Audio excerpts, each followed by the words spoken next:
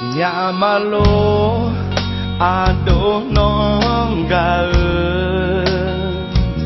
Sinyamalo adonong tirang tenumolu Sinyamalo ado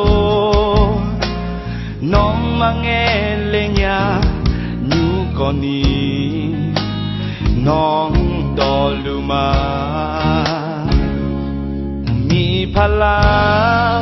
adonuma mapacho anyong ka ti joy mangelenya ti boy ma bie chunya adonuga anyong bia yo na nalu yo mi nalu de mole ga numa anyong bi sinya mo to koni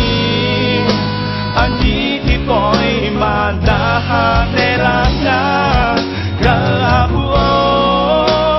no tuna nai tha jong le no ni ma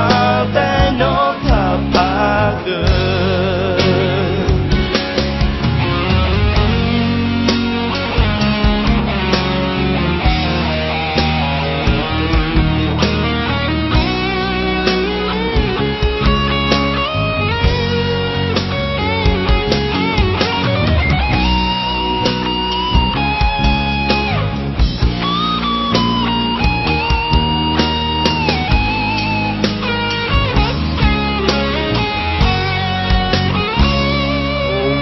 pala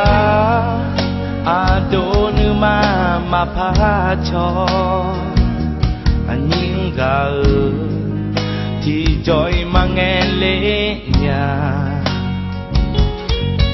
ti poi ma bie chunya adonuga anying bia yo na nalu yo mi nalu ne mole ga numa anio bisinya mo to koni ani ti poi mana vela ga buo no to na na tha dong e no numa de no tha pa ge